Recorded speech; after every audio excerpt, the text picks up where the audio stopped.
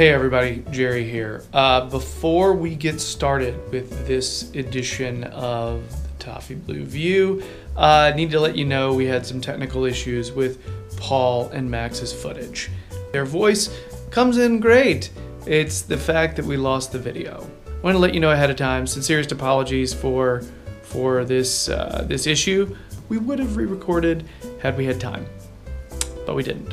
So this is the best thing we could do to salvage. Anyway, on with the show. Sorry again.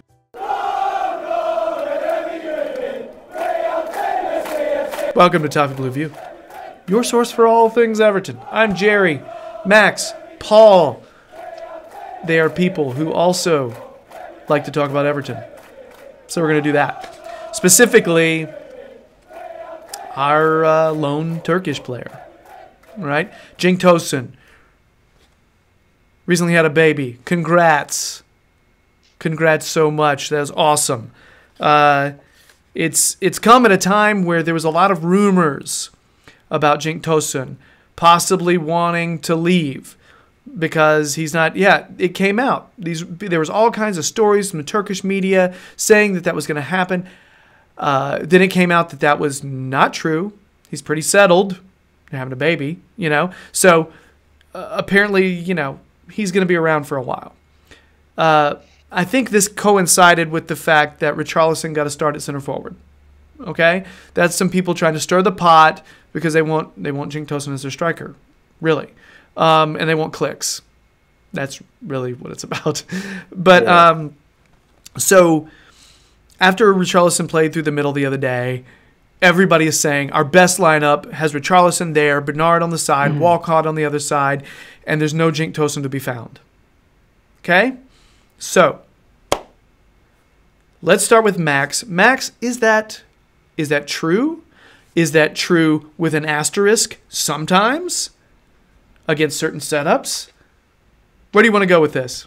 I'm going to go with true with an asterisk sometimes, and I believe riding this current wave of form, I think just the feel-good factor that Richarlison and Bernard have brought together, playing up front, it's so weird because I was thinking about this a bit more critically the other day. It's almost as if they brought this mid-2000s Brazilian flair with them, and it's like that enjoyment side of football. Like, you enjoy watching them two play. It's such a pleasure to see Richarlison flick balls over centre half's heads and do all this, like, and Bernard with that assist. It's magic football. It's impressive football, and it's the football that you want to see. Contrast that with Tosun. At the minute, obviously, we know not going through the greatest run of form. Only got one goal in the league so far, and one assist. With that being Richarlison's brilliant goal against Wolves. I am a huge Tosun fan. I've said constantly he's almost like a playmaker striker. He does best when he's got someone there else up with him. But I've got to continue with the front three of Bernard, Richarlison and Walcott. I think it's just it's a really good indicator. I mean, I hate to phrase it as if he's our second choice striker, because it really is dependent on the opposition. But it's a good indicator that Tosun has now become our second choice striker as opposed to Nias. There's a stark difference in technical quality there that, as I say, it stands us in good stead going forward. Paul, your thoughts, and then I'll go into some more specifics. I'm still a big believer in Tosun. I want to see him back in the team, hopefully before too long starting again.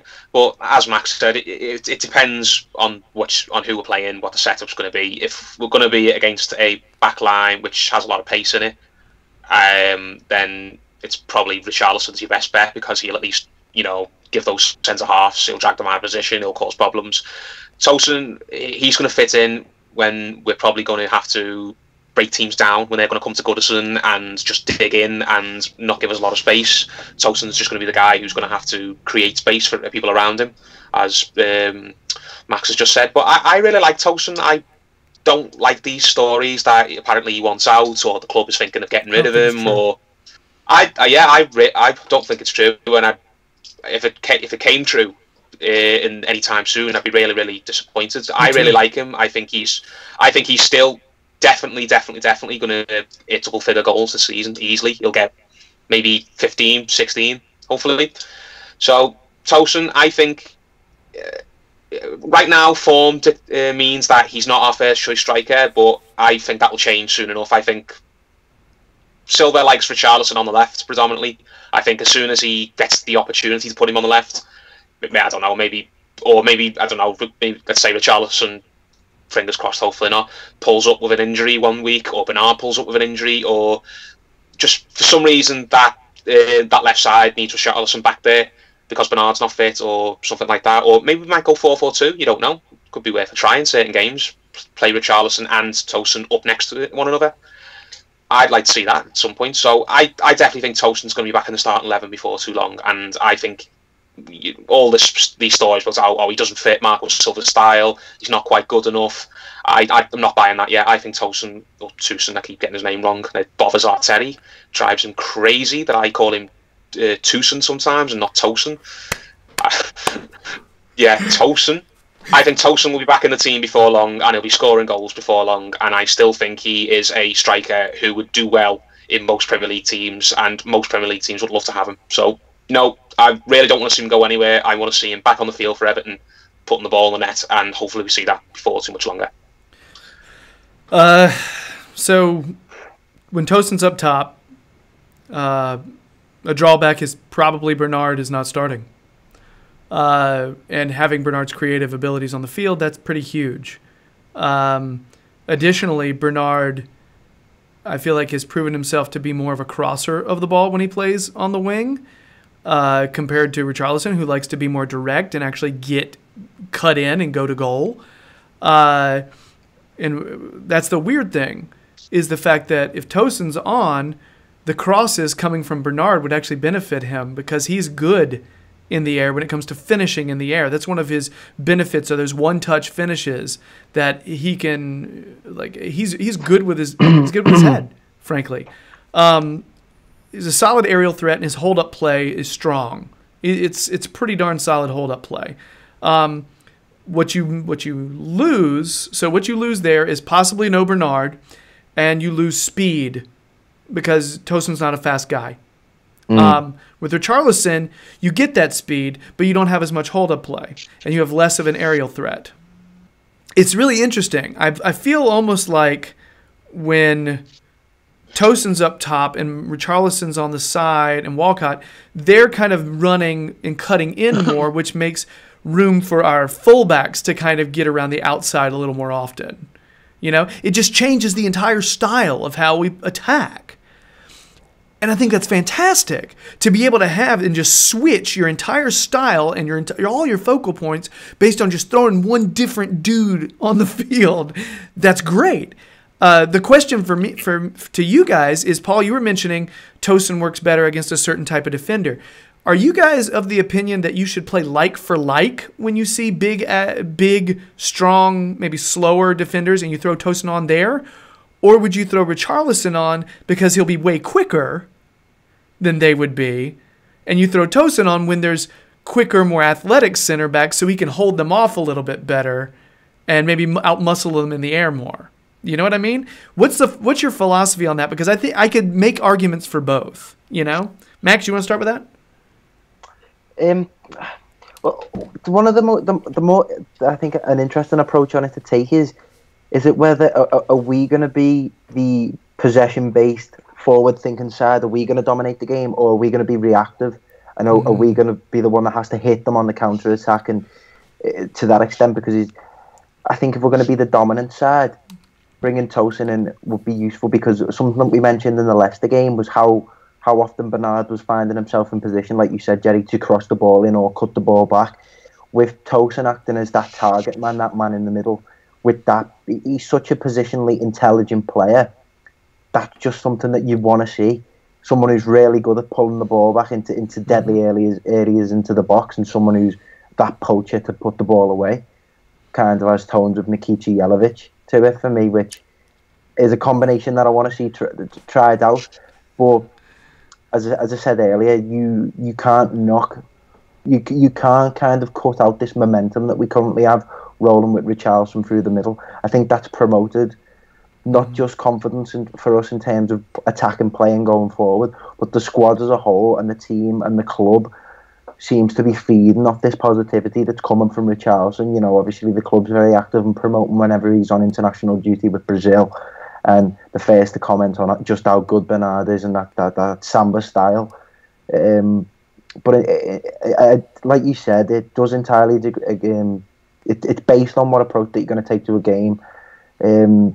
Coming up against what centre half you're going to come up against. That if you want a battle, you put Tosun in there. If you want someone to kind of tussle and make his presence known up against a centre half, kind of dig his elbows in and have a 1v1, I think you want Tosun in there because that's what he's schooled in and that's what he knows.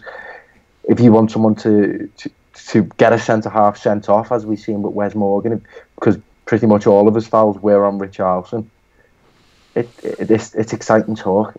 We can experiment now with what attacking outlook we want to take, which, as I say, I can just see all these things heading in the right direction. Yeah, mostly what Max said. I think it depends really on are we away or are we at home, on what approach we take, really. If we're going to be under the cosh and we're going to have to just take our chances when we get them, and we're going to be carrying the ball off field a lot rather than just passing our way through with a lot of possession. Man City away, Man United away, games like that, I think Richarlison's your best bet. But let's say we're playing Cardiff or Brighton at home, a team that you just know isn't going to have a lot of ambition. They're not going to look to cross the halfway line. They're just going to dig in and scrap for free kicks and set pieces. I think Tosun's probably your best bet, because you're going to need someone in games like that.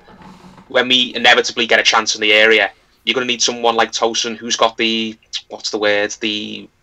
nerve, the calmness to kind of take his moment when he gets it, type thing. If ball falls to him and he's got half a yard of space in the box, I'd want him to be the guy who's taking the shot rather than someone like Richarlison, because I just think Tosun's such a natural finisher.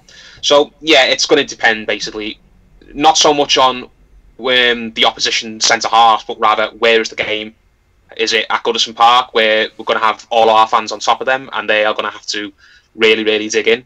Or are we going to be going away from home and we're going to have to rely on pace? We're going to have to rely on winning a lot of free kicks high up the pitch. We're going to have to rely on maybe going past someone and tricking them into getting themselves booked or red carded like Morgan did. So yeah, it's more just where the game takes place and who it's against. So Tosun will have his uses. Yeah. Tosun will have his uses against, I don't want to say the more limited teams, because I don't want to make it sound like he can only score against poor defenders, but he's going to be far more useful when you know we're going to get a lot of time on the ball, we're going to get lots of balls in the box, and we're going to have more than likely a lot of opportunities to have strikes on goal. If we're just going to have it look to rely on an individual piece of moments of magic or a bit of skill or just a lucky bounce and hitting them on the break, then Richarlison is probably your best bet. So yeah, it depends on where the game takes place, really. Yeah, I'm conflicted about that too. See, it's fascinating studying the game like this, because if we're playing, let's pretend like we're playing City at the Etihad, okay, right in Max's neighborhood. All right, we're on our heels because they're attacking, and then we throw the ball up there. One of the things that would help is to have somebody who could hold the ball up to get more attackers up there. So somebody like Tosun would actually benefit us in one of those games where we're back on our heels. Again, these are things I don't know the answers to. You know what I mean? Like, I think everything you said is right, but I can also make an argument for Tosun against these stronger teams. I think I like the fact we have these numerous like ways of attacking teams now. You know, and it really does change the style. Yeah, I'm psyched. The more we talk about how Tosun can help the team, the more I like the flexibility. Yeah, it's not a black and white, you know, this is a bad scenario, this is a good scenario. Right. I think it's got positives. It's not about Tosun becoming second fiddle. It adds to the versatility stylistically, and it's what every good team should have. Yeah. We have a plan A, a plan B, a plan C, probably even a plan D now. Whereas for years it was just kind of, here's plan A. It's not much of a plan, but just do what you can with it. And if it doesn't work, then pray. Yeah. That's all it was for years, wasn't it? So it's great to have the variety now. Yeah. And then building on the fact, when we were talking about Sigurdsson the other day, people on Twitter saying that Tosun playing is actually good for Sigurdsson scoring. Yeah, saw that. Yeah. Yeah, which is also an interesting point. Last question. Let's make this quick. If Tosun is making goals for other players, are you okay with us having spent so much money on a striker that may not get to 10 goals this season? If we're winning and if other players are scoring. Olivier Giroud scored no goals at the World Cup, yet France still won it. And I'm sure everyone in France loves Olivier Giroud. You know what I mean? I don't care as long as he's contributing. That's my philosophy. Yep. I don't care who's scoring the goals, and I don't care how they go in, as long as they do go in. See, I'm down with that too, as long as you can see a contribution somehow. Mm-hmm. I don't care if he's banging in 20. Now, if he does, that's awesome too. But you know what I mean? Yeah. Now, I figure that's what you guys would say. Usually we're fine if Everton are winning. It's either surf or ski. If we get there, that's good news. We want points these days. It also sort of helps that we have a manager who wants to be on the front foot. So, okay. So, Cenk Tosun Pasha, we love you. Congratulations on a baby. I hope you get to sleep better than I did. Just saying. I guess that's it for our Cenk Tosun segment. If you like our videos, please subscribe to us. All right, we'd appreciate it. Right around 1240 on the sub, so thanks for that. If you want more, want to see Paul, if you want to see Paul's words, check out the Toffee Blues website where he has analysis on there, but also he shows up on the Liverpool Echo fan jury.